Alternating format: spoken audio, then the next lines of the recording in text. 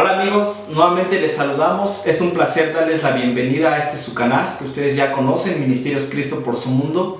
Hoy vamos a hablar del último personaje del libro del Génesis, que es José el soñador. Estoy seguro que ya en alguna ocasión lo has escuchado mencionar, pero vamos a ver qué nos quiere hablar Dios por medio de la vida de este grandísimo personaje que tiene muchas cosas que enseñarnos, que es una tipología de Jesús. Y en verdad yo estoy seguro que va a ser de mucha bendición para tu vida. Acompáñame a verlo.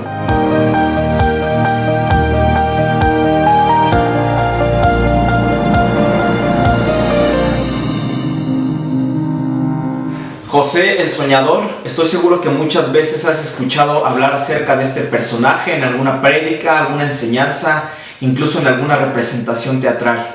Y José es un personaje muy interesante. Fue un chico de 17 años, un adolescente al cual Dios había revelado unos sueños enormes para su vida. Dios le había dado un propósito enorme para su vida, y él se sabía, a la edad de 17 años, se sabía consentido de su padre, sabía que tenía grandes propósitos para su vida de parte de Dios, se sabía, por así decirlo, el elegido de Dios para cumplir su plan, ¿no? Y toda esta serie de atenciones, toda esta serie de cosas que le estaban aconteciendo a José en su adolescencia, no la supo manejar, y esto ocasionó que sus hermanos le tuvieran envidia, que sus medios hermanos incluso quisieran compaginarse para matarle. Y fíjate lo que dice la escritura. Te voy a pedir que me acompañes al libro de Génesis capítulo 37, voy a leer el versículo 7 y el 9, porque aquí nos habla de los sueños que Dios le dio a José. Y dice: he aquí, atábamos manojos en medio del campo, y aquí que mi manojo se levantaba y estaba derecho, que vuestros manojos estaban alrededor y se inclinaban al mío. Le respondieron sus hermanos: ¿reinarás tú sobre nosotros o señorarás sobre nosotros? Y le aborrecieron aún más a causa de sus sueños y palabras. Fíjate bien lo que dice: le aborrecieron aún más a causa de sus sueños y palabras. Yo te quiero decir algo.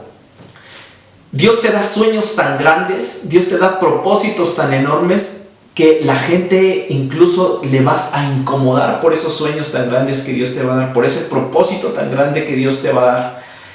Dice el versículo 9, dice: soñé aún otro sueño y lo contó a sus hermanos diciendo: he aquí que he soñado otro sueño, y aquí que el sol, la luna y 11 estrellas se inclinaban a mí.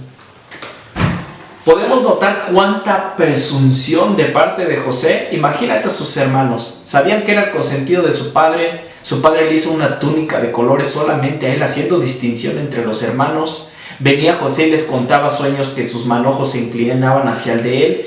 Y todavía para rematar viene José y les dice que el sol, la luna y 11 estrellas, representando a sus 11 hermanos, se inclinaban hacia él.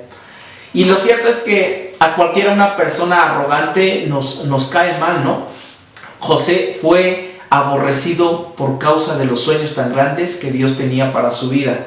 En una ocasión José estaba pastoreando las ovejas de su padre, y sus hermanos lo divisaron a lo lejos y dijeron: he aquí viene el soñador, vamos a matarle. Fíjate, conspiraron para matarle por causa de sus sueños, porque era un soñador.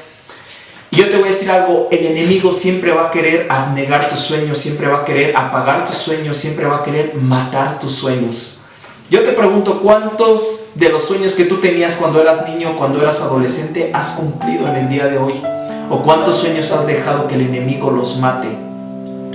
Cuando tú saliste de la universidad, cuando compraste tu casa, cuando formaste tu empresa, cuando te casaste, cuando te fuiste a vivir con la madre de tus hijos, o cuando decidiste formar un hogar con la persona que amas, ¿acaso los sueños que tenías antes de hacerlo se han cumplido en el día de hoy, o has dejado que el enemigo mate tus sueños? Lo que pasó con la vida de José es que José se aferró tanto a la palabra de Dios, se aferró tanto a la persona que le había otorgado el sueño, que todo esto fue un proceso. Y fíjate bien, siempre que nosotros tenemos un sueño, el sueño primeramente nace en el corazón de Dios y es revelado a la mente del hombre para que éste lo ejecute. Y eso José lo tenía muy en claro. Pero para poder posicionarse en el lugar que Dios quería, José iba a tener que pasar un proceso. Y como te he dicho muchas veces, Dios te revela el sueño, pero no te revela el proceso por el cual vas a pasar para alinearte, para ponerte en el lugar que Él quiere. Te va a dar el sueño, sí, te va a dar la palabra sí, pero no te va a decir cuál es el proceso que tú tienes que cruzar para posicionarte ahí. Lo primero que empiezan sus hermanos cuando quieren matarlo, dicen no lo vamos a matar, es nuestro hermano, es nuestra sangre, deciden aventarlo a un pozo y uno de sus hermanos dice, ¿para qué lo vamos a dejar morir en el pozo? Vamos a venderlo. Iba pasando una caravana de comerciantes ismaelitas y deciden vender a José. A su vez la caravana de comerciantes ismaelitas decide venderlo a la casa de una persona de mucha importancia, de mucho renombre, un general de egipcio, que en ese tiempo era de una de las cunas del comercio, era una de las ciudades más importantes de aquel tiempo, y lo venden a la casa de Potifar, de este general que se llamaba Potifar. José, al momento de que llega, se percata Potifar que desde que llegó José, él empezó a ser bendecido por causa de que él estaba ahí. Y José nunca, en toda la palabra que vamos a ir viendo, nunca se quejó de Dios. ¿Por qué? Tú siempre, en cada circunstancia difícil que pases, no debes de decirle a Dios, Dios, ¿por qué me está pasando esto? Sino, Dios, ¿para qué me está pasando esto? ¿Qué es lo que tú me quieres enseñar cuando estoy atravesando por una situación difícil? Ya en la casa de Potifar, dicen que su esposa de Potifar, que no menciona la Biblia cuál sea su nombre, y que para efectos prácticos de esta enseñanza la vamos a llamar Doña Poti, le había echado el ojo y la mirada a José, lo quería meter a su cama. José dice que una vez entró a hacer sus labores a esa casa y la esposa lo quiso hacer, lo asió de su ropa para meterlo a su cama, pero José literalmente se zafó y huyó del pecado. Pero cuando huyó, la mujer se quedó con la ropa de José y le dijo a Potifar, mira, aquí está la ropa de la persona que tú contrataste y quiso abusar de mí. Obviamente Potifar se encendió en su ira y metió a José a la cárcel. Fíjate bien, José fue metido a la cárcel por hacer lo correcto. José fue vendido. Hasta este momento José ya había sido vendido, había sido echado a un pozo, había sido difamado y había ido a la cárcel.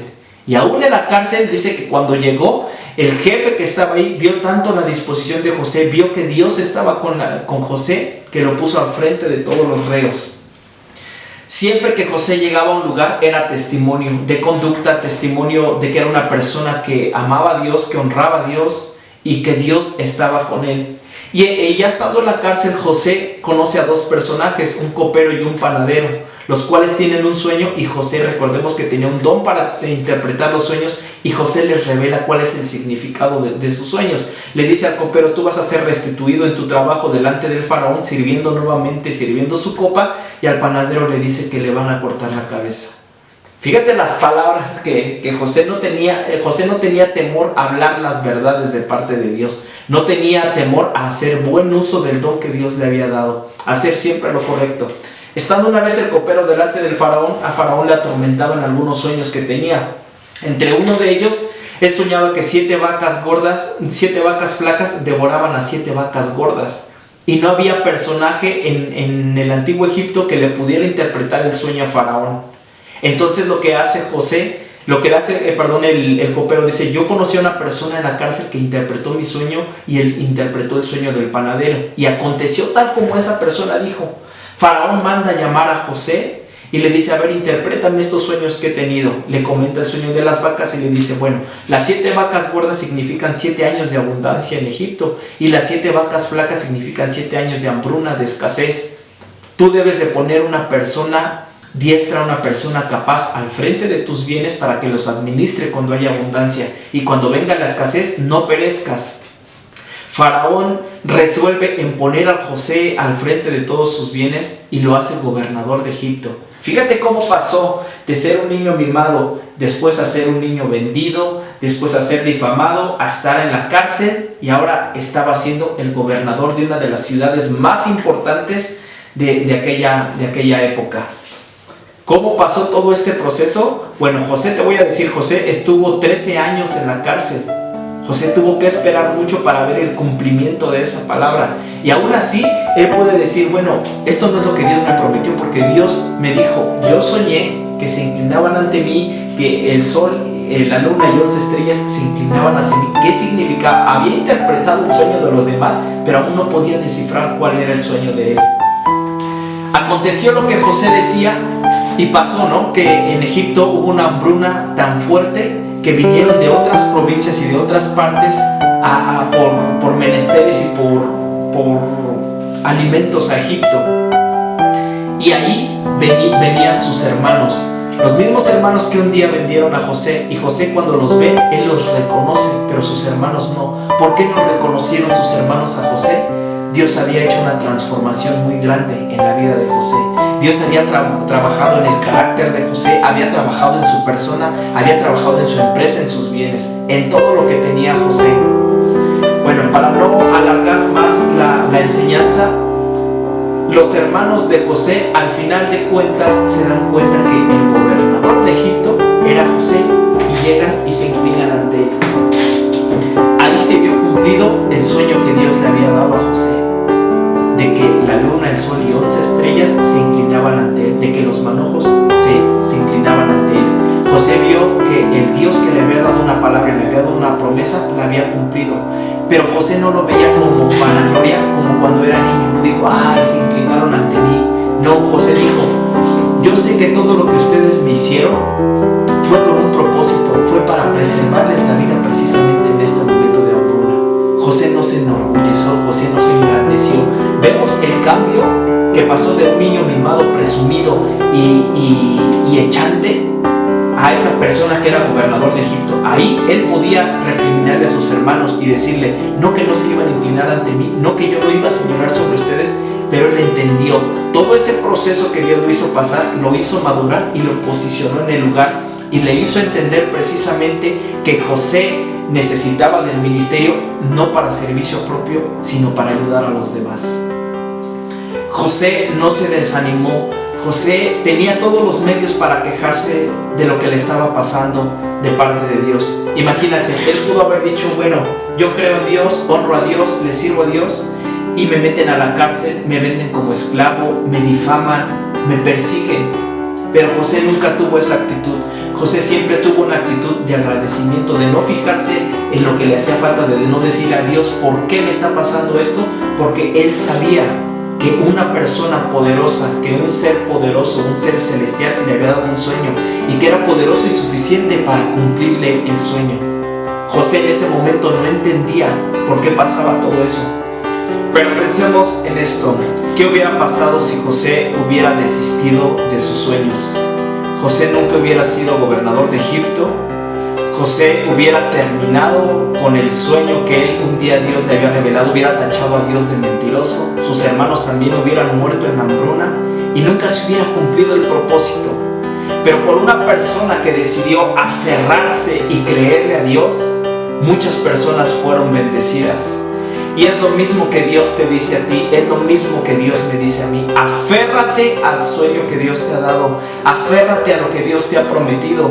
Y si tú crees, te digo, si tú crees que Dios no te ha dado ningún sueño, que Dios no te ha dado ninguna promesa, ninguna bendición, descúbrelo en la palabra. Esto es el testamento de Dios. Por eso se llama Antiguo y Nuevo Testamento, porque aquí están las promesas que Dios dejó para tu vida. Aquí está todo lo que Dios te quiere dar. Pero si tú no conoces el testamento, si tú no sabes que eres heredero, ¿cómo podrás reclamar esas palabras? ¿Cómo podrás reclamar esas promesas? Yo te animo a que en el momento que estás atravesando, si es una circunstancia difícil, llámese como sea tu problema. Si tú estás atravesando por una cárcel, si tú estás atravesando por una difamación, si estás atravesando incluso por algo que tú crees que es injusto como lo atravesó José, que no te desanimes, que no le reproches a Dios, que no voltees a ver a Dios con una amargura de decir, Dios me falló, Dios me mintió. Simplemente créele que Él tiene un propósito, que Él sabe por qué ha designado así todas las cosas, por qué ha planeado así el camino. Y al final de tus días, al final del tiempo especificado por Dios, no estoy diciendo que al final de tu vida, sino al final del tiempo que Dios ha destinado, tú te vas a poder posicionar en aquel lugar que un día soñaste, en aquel lugar que un día Dios te prometió. Yo te animo siempre a que creas, a que no te dejes conformar por lo que algunas palabras pueden ocasionar en ti, ¿no? El impacto que pueden hacer en ti. A mí muchas veces me llegaron a decir palabras negativas, hasta la fecha me siguen diciendo palabras negativas, pero no he dejado que eso afecte lo que un día Dios me prometió. Mi confianza está puesta en Dios, no está puesta en el hombre. Tu confianza debe de estar puesta en Dios, no puesta en las circunstancias. Esto ha sido todo por el día de hoy. Espero que Dios te bendiga con toda bendición de lo alto. Recuerda compartir y compartir vida y nos vemos en el próximo video. Que Dios te bendiga.